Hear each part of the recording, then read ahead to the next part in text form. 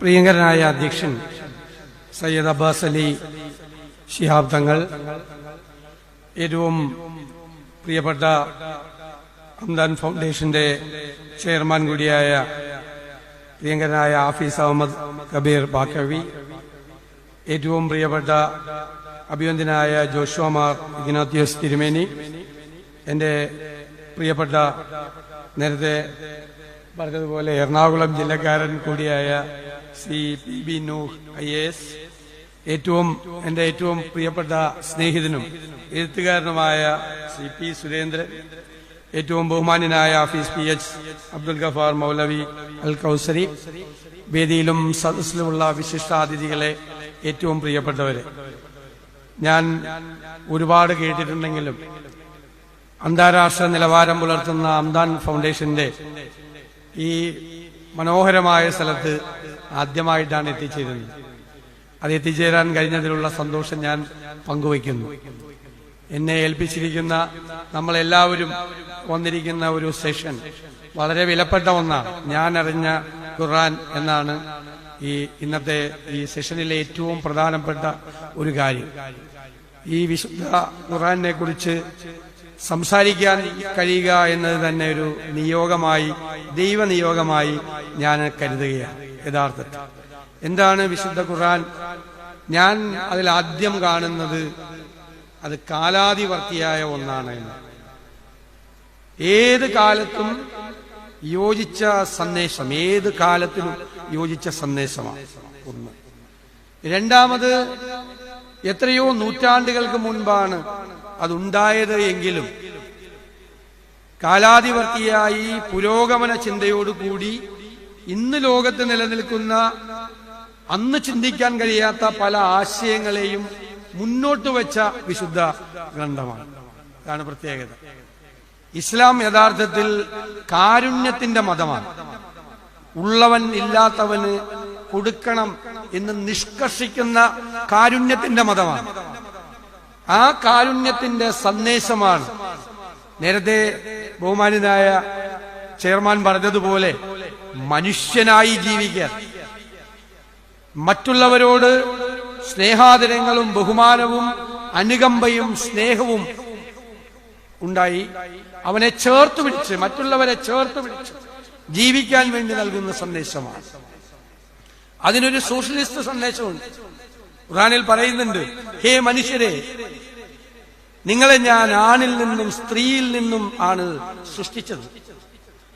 നിങ്ങൾ തമ്മിൽ വലിപ്പ ചെറുപ്പമില്ല, മനുഷ്യരെല്ലാവരും സമന്മാരാണ്. ഉത്തമമായ മനുഷ്യനാകുന്നത് നിങ്ങളുടെ നല്ല സ്വഭാവത്തിലൂടെയാണ്. നിങ്ങൾ ഉത്തമമായ മനുഷ്യനാകുന്നത്. പ്രവാചകൻ പിന്നീട് പറഞ്ഞിട്ടുണ്ട്,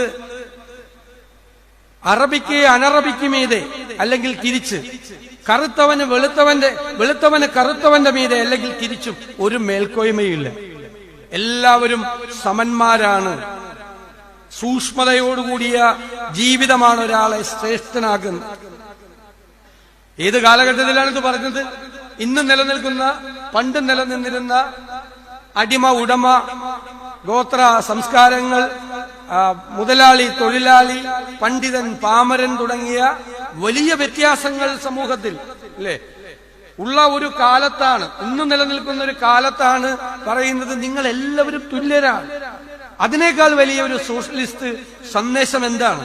അതിനേക്കാൾ വലുതെന്താണ് ഒരു സോഷ്യലിസ്റ്റ് സന്ദേശം? നിങ്ങൾ എല്ലാവരും ഒരുപോലെയാണ്, ദൈവത്തിന്റെ മുന്നിൽ നിങ്ങൾ എല്ലാവരും സമന്മാരാണ് എന്ന സന്ദേശം ഈ ലോകത്ത് ആദ്യം നൽകിയത് ഈ വിശുദ്ധ ഗ്രന്ഥമാണ്. കാര്യത്തിൽ സംശയമില്ല.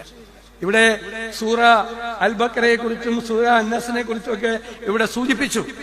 അതിൽ കൃത്യമായി പറയുന്നുണ്ട്, നമ്മൾ അന്നും സങ്കല്പിക്കാത്ത കാര്യങ്ങൾ അതിൽ പറയുന്നുണ്ട്. ഒരുവന്റെ ആത്മാവിന് താങ്ങാവുന്ന ഭാരം മാത്രമേ ഏൽപ്പിക്കപ്പെട്ടിട്ടുള്ളൂ. അതിന് വിരുദ്ധമായി ഒന്നും ചെയ്യരുത്. അളവിലും തൂക്കത്തിലും വേതനത്തിലും നീതി പുലർത്തണം. പിന്നീട് പ്രവാചകൻ അതിനെക്കുറിച്ച് നന്നായിട്ട് വിശദീകരിക്കുന്നുണ്ട്. ഒരുവൻ അധ്വാനിച്ചു കഴിഞ്ഞാൽ അവന്റെ വിയർപ്പ് ഉണങ്ങുന്നതിന് മുമ്പ് അവന് വേതനം കൊടുക്കണമെന്ന്. എല്ലാ തൊഴിലും മഹത്തരമാണ്. അധ്വാനത്തിലൂടെ കിട്ടുന്ന ഭക്ഷണമാണ് ഏറ്റവും നല്ലത്, ഏറ്റവും സ്വാദിഷ്ടമായത്. പിന്നീടാണ് തൊഴിൽ നിയമങ്ങളൊക്കെ വന്നത്. പിന്നീട് എത്ര നൂറ്റാണ്ടുകൾക്ക് ശേഷമാണ് ലോകത്ത് തൊഴിൽ നിയമങ്ങൾ ഉണ്ടായത്. നിങ്ങൾ മിനിമം വേജസ് കൊടുക്കണം എന്ന് നിയമമുണ്ടായത്, ബോണസ് ആക്ട് ഉണ്ടായത്, വർക്ക്മെൻസ് കോമ്പൻസേഷൻ ആക്ട് ഉണ്ടായത്. ആദ്യം പറയാണിത്. വേതനം, ദൈർഘ്യം, ജോലിയുടെ ദൈർഘ്യം, അവന് താങ്ങാൻ പറ്റാവുന്നതിനേക്കാൾ കൂടുതൽ ജോലി അവനെ കൊണ്ട് ചെയ്യിപ്പിക്കരുത്. അവന് ചെയ്യാൻ പറ്റുന്നതിനേക്കാൾ കൂടുതൽ സമയം അവനെ കൊണ്ട് ജോലി ചെയ്യിപ്പിക്കരുത്. അവന്റെ വിയർപ്പ് ഉണങ്ങുന്നതിന് മുമ്പ് അവന്റെ വേതനം കൊടുക്കണം. അവൻ ചെയ്ത ജോലിയുടെ പണം കൊടുക്കണം. അധ്വാനം, ഈ തൊഴിൽ ചെയ്യുന്നതാണ് ഏറ്റവും മികച്ചത്. എല്ലാ തൊഴിലും മികച്ചതാണ്. ഇതൊക്കെ ഈ ആശയങ്ങളൊക്കെ ഇതെല്ലാം പുരോഗമന ആശയങ്ങളല്ലേ? ഇതൊക്കെ ഒരു പുരോഗമന ആശയങ്ങൾ, വിപ്ലവകരമായ വ്യതിയാനങ്ങൾ നമ്മുടെ നാട്ടിൽ ഉണ്ടായ കാലത്താണ് നമ്മുടെ നാട്ടിൽ ഇതൊക്കെ നിയമങ്ങളായത്. അതിനു മുൻപേ ഇതെല്ലാം നിയമങ്ങൾ ഇതായി. മതത്തെക്കുറിച്ച് പറഞ്ഞു ചെയർമാൻ, അപ്പോഴാണ് ഓർത്തത്. മതത്തെക്കുറിച്ച് പറയുന്നുണ്ട്.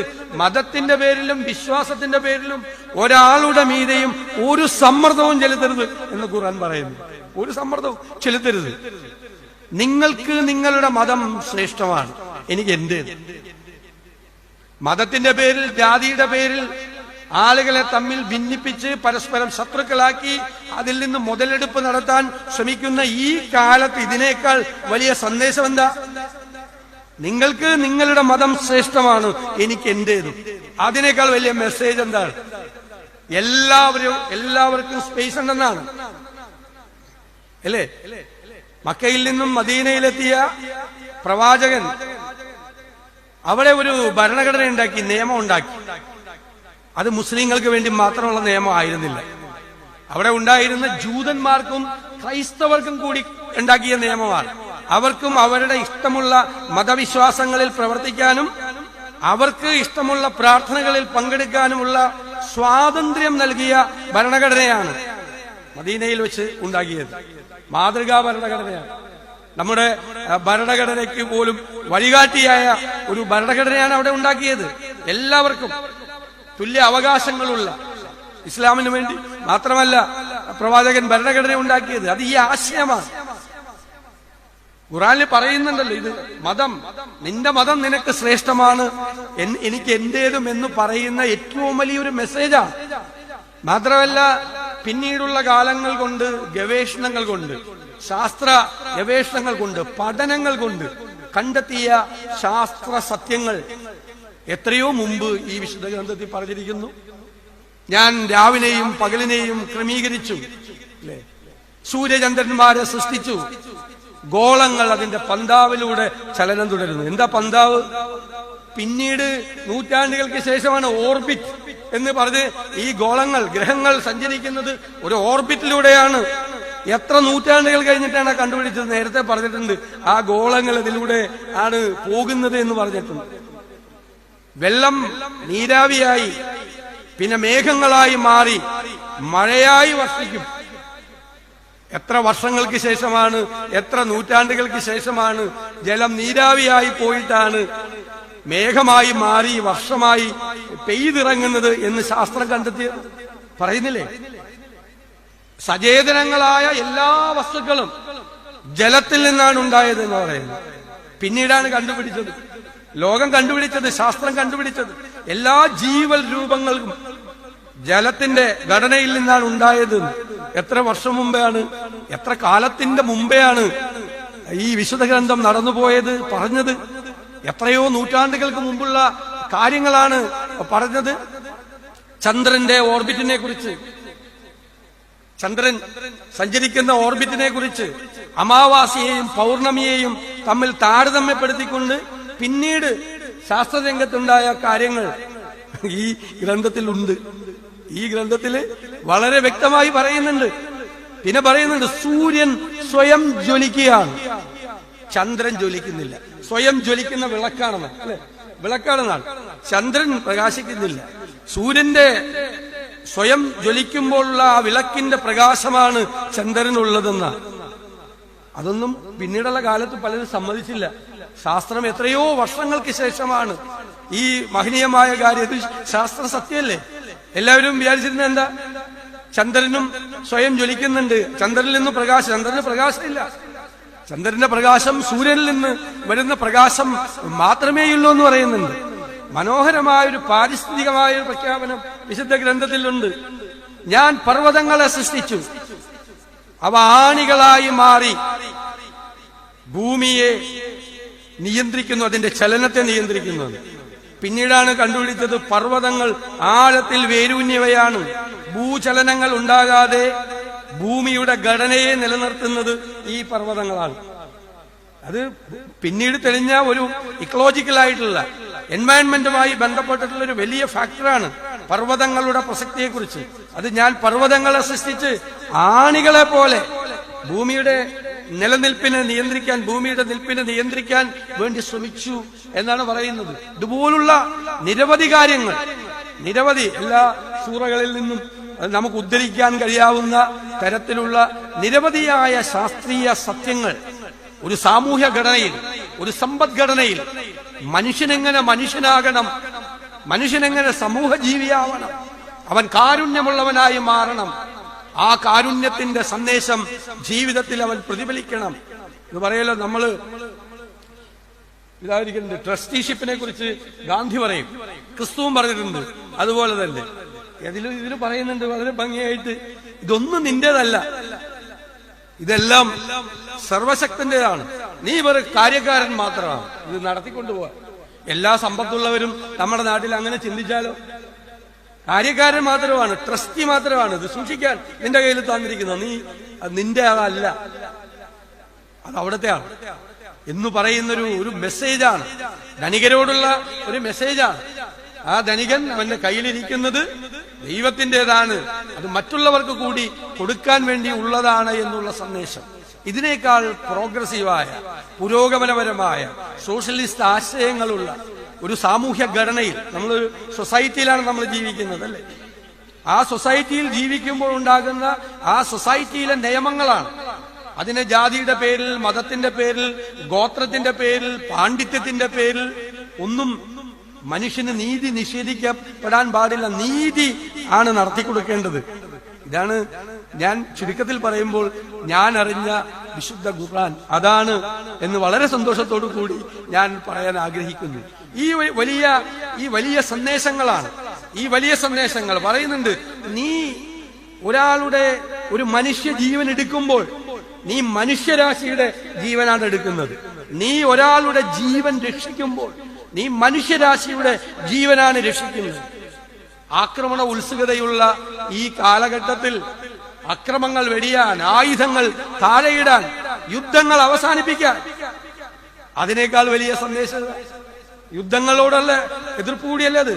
യുദ്ധങ്ങൾ, പരസ്പരം പോരടിച്ച് പരസ്പരം കൊന്നൊടുക്കുന്ന മഹായുദ്ധങ്ങൾക്കെതിരെ, മനുഷ്യന്റെ ആക്രമണ വാസനയ്ക്കെതിരായി മനുഷ്യൻ മറ്റുള്ളവനെ കൊന്നൊടുക്കി അധീശത്വം സ്ഥാപിക്കാൻ ശ്രമിക്കുന്ന, മേൽക്കോയ്മ ഉണ്ടാക്കാൻ ശ്രമിക്കുന്ന ഈ കാലഘട്ടത്തിൽ ലോകത്തിന് മുഴുവൻ വഴികാട്ടിയായി, വെളിച്ചമായി ഈ സന്ദേശം നിലനിൽക്കുന്നു എന്നാണ് പറയുന്നത്. മനുഷ്യൻ അതിനെയെല്ലാം ധിക്കരിച്ചുകൊണ്ടാണ് പരസ്പരം കൊന്നൊടുക്കിയും പരസ്പരം ഇല്ലായ്മ ചെയ്തും പരസ്പരം പോരടിച്ചും ഏത് ആധുനിക യുഗത്തിലും ശാസ്ത്ര യുഗത്തിലും പോവുകയാണ്. ഇപ്പോഴാണ് ഇങ്ങനെ ആർട്ടിഫിഷ്യൽ ഇന്റലിജൻസ് കൂടി വരികയാണ്. അതെല്ലാം ഏകാധിപതികളായ ഭരണാധികാരികൾ എങ്ങനെയാണത് കൈകാര്യം ചെയ്യാൻ പോകുന്നത് എന്നറിയില്ല. ആരെല്ലാമാണ് നമ്മുടെ ചിന്തകളെ നിയന്ത്രിക്കാൻ പോകുന്നതെന്ന് അറിയുന്നില്ല. നമ്മുടെ ചിന്തകളെ പോലും ചങ്ങലക്കിടക്കുന്ന തരത്തിൽ, നമ്മുടെ ചിന്തകളെ പോലും സ്വാധീനിക്കുന്ന തരത്തിൽ ശാസ്ത്രം മാറിക്കൊണ്ടിരിക്കുക. അപ്പൊ ശാസ്ത്രം മനുഷ്യനുണ്ടാക്കിയ, മനുഷ്യവംശമുണ്ടാക്കിയ അതിന്റെ സൃഷ്ടികൾ മനുഷ്യന്റെ ബുദ്ധിശക്തിയേക്കാൾ കൂടെ വന്ന് മനുഷ്യനെ നിയന്ത്രിക്കാൻ പോകുന്ന കാലത്തും മനുഷ്യനായി ജീവിക്കാൻ നമ്മളെ പഠിപ്പിക്കുന്ന ഈ വിശുദ്ധ ഖുർആന്റെ സന്ദേശം തീർച്ചയായും ഞാൻ പറയുന്നു, അത് മുസ്ലിങ്ങൾക്ക് വേണ്ടി മാത്രം ഉണ്ടാക്കിയതല്ല. അത് ഈ ലോകത്തിന് വേണ്ടി, ഈ പ്രപഞ്ചത്തിന് വേണ്ടി, ഈ പൊതുസമൂഹത്തിന് വേണ്ടി, ഈ പ്രപഞ്ചം നിലനിൽക്കേണ്ട, ഈ പ്രപഞ്ചത്തിന്റെ ബാലൻസ് നിലനിൽക്കേണ്ട, പറഞ്ഞിട്ടല്ല, ഈ ഭൂമിയിൽ, ഈ പ്രപഞ്ചത്തിൽ ജീവിക്കുന്ന എല്ലാ ചരാചരങ്ങളുടെയും വരാനിരിക്കുന്ന തലമുറകളുടെയും കൂടിയാണ് ഈ ഭൂമി എന്നുള്ള സന്ദേശമാണ്. നമുക്ക് വേണ്ടി മാത്രം അവകാശപ്പെട്ടതല്ല. ഈ ഭൂമിയിൽ